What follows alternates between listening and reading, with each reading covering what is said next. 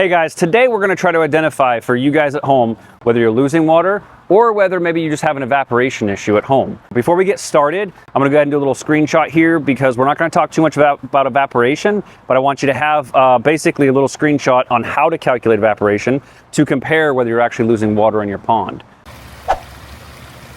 All right guys, so we've at this point determined we're losing more water than we did through evaporation, normal evaporation rates. So step one is going to be go ahead and turn off your pump, okay? So I'm going to go ahead and grab my cord.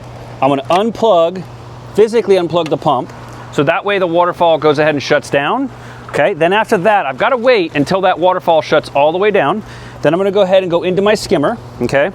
Reminder, this is an aquascape skimmer, so you might have something different at home. And then from here, what I've got to do is I'm going to go get the hose and I'm going to fill to this autofill right here. All right, so we're going to go ahead and fill this thing up. And like I said, right to that overflow, okay? And then I'll catch you on the next step. Hey guys, welcome back. So we are now currently on day 2. We have waited 24 hours, okay? So we're at this point, you filled it yesterday, you turned it off, you filled it, and now we've waited 24 hours. Timing really matters on this, okay? So we've waited 24 hours and now we're gonna go ahead and measure that overflow and how much water loss we've had. So you're gonna basically use this tape measure. The top of the overflow will end and you just barely touch the water to see about 3/4 of an inch of water, right? You might have something different at home, of course. Go ahead and just measure, record after 24 hours. Okay, step 4 is going to be turning back on the pump. Okay, so now we want to go ahead and turn everything back on.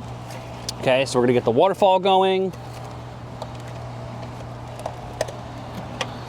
And once the waterfall's fully running, everything's going, we then have to turn the hose on one more time and fill it back up to the overflow. So you guys have to remember the body of water, it's gonna take a certain amount to fill everything up there. I just lost easily 1/2 of an inch just in how much water's up there. I didn't lose it, it's just displaced it to the top of the waterfall. So now I gotta go ahead and turn that back on, okay? And that'll be step 5. We're gonna turn that back on, fill it to the overflow, and then we're gonna leave it for another 24 hours and we'll catch you on day 3.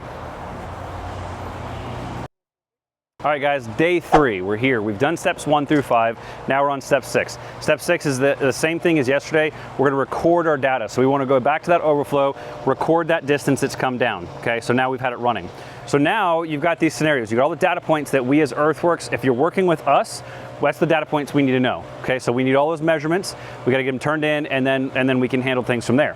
Now, if you're trying to figure this out at home and you wanna do it yourself, here's what's happened with these scenarios. You have lost as much water with it running as with it off. You've lost pretty much equal amounts of water. Is you're gonna assume there is a leak in the pond, not in the waterfall, in the pond.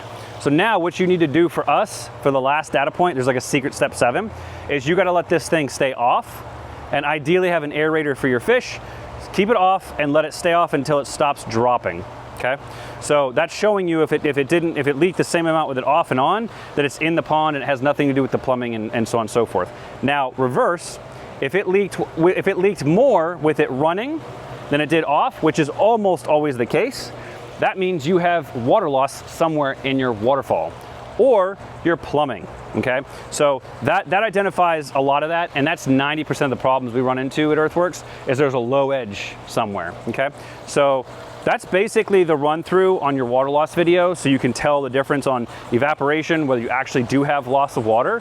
And of course, these data points are very helpful. If you get them and you are here in Jacksonville, we would gladly love to take a phone call and help walk you through that. All right guys, so if you have any more questions, comments, concerns, hit us up in the comments because we love getting those. If you have that question, there's 3 other people that have it. So be the brave one, let us know what that is, and we'd love to get you guys answers. So it also gives us ideas for new videos. All right guys.